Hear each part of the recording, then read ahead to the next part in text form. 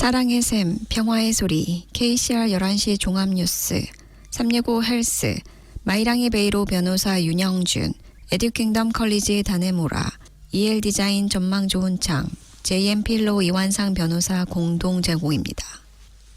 뉴질랜드 뉴스입니다. 앤드류 리틀 전직 국방장관이 어커스 동맹과 중국의 위협에 대한 비판자들에 대해 어커스 협정의 필요성에 대해 강한 지지를 표명하며 중국의 군사적 확장에 대한 우려를 강조했습니다.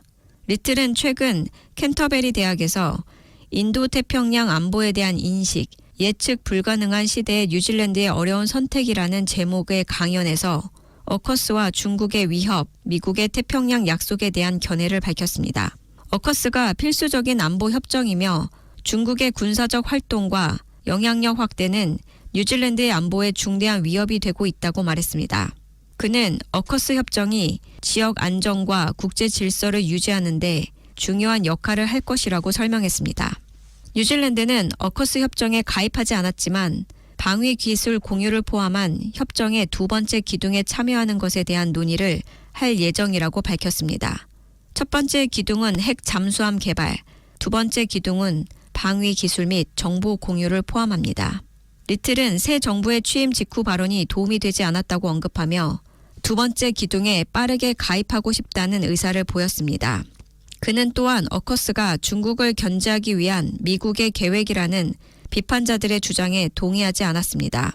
리틀은 중국의 변화와 경제적 영향을 인정하면서도 중국의 공격적인 민족주의와 사이버 공격, 태평양 국가들과의 안보 협정에서의 절차 문제를 지적했습니다. 그는 뉴질랜드가 현실적인 태도로 위협에 대응해야 하며 파트너국들과의 관계도 고려해야 한다고 강조했습니다. 최신 QV 주택가격 지수에 따르면 주거용 부동산 가치는 계속 하락하고 있으며 단지 3개의 도시 지역만이 성장을 기록했습니다. 최근 3개월 동안의 지수에 따르면 전국의 주거용 부동산 가치는 평균 1.9% 하락했으며 이는 이전 분기의 0.9% 하락보다 더 큰 감소폭입니다. 현재 평균 주택가격은 90만 9,517달러로 지난해 같은 기간보다 2.3% 상승했지만 연초 대비로는 0.5% 상승에 그쳤습니다. QV 운영 관리자 제임스 윌슨은 주거용 부동산 가치는 아우테아로아의 거의 모든 지역에서 모든 가격대에 걸쳐 천천히 하락하고 있다고 전했습니다. 가장 큰 하락세를 보인 지역은 황가레이로 3.9% 하락했고 오클랜드는 3.4% 하락했습니다. 오클랜드는 6개월 연속 마이너스 성장을 기록하며 평균 주택 가격이 지난해 같은 시기 대비 0.4% 하락했습니다. 웰링턴은 평균 가격이 4개월 연속 하락세를 보였고 크라이스트처치 역시 2개월 연속 하락을 기록했습니다. 윌슨은 주택담보대출 금리가 인하될 가능성이 커지고 있으며 겨울이 끝날 때까지 주택 가치가 크게 하락할 가능성은 여전히 낮으며 갑작스러운 급등의 가능성도 적다고 말했습니다. 뉴질랜드 정부는 복지 수급자들에 대한 제재를 강화하는 방안을 발표했습니다.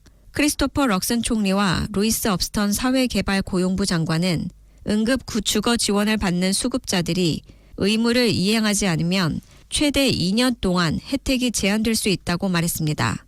구직 지원을 받는 모든 수급자는 6개월마다 재신청해야 하며 절반의 혜택은 특정 필수품만 구매 가능한 결제카드로 지급됩니다.